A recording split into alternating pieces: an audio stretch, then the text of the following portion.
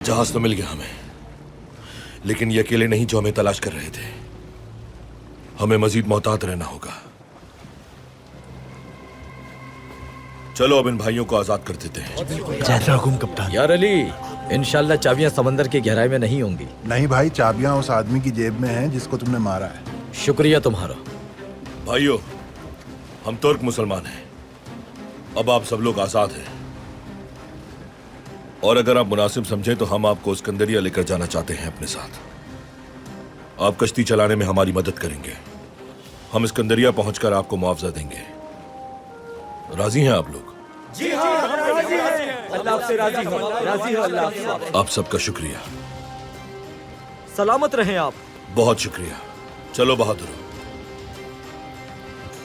बिस्मिल्लाह।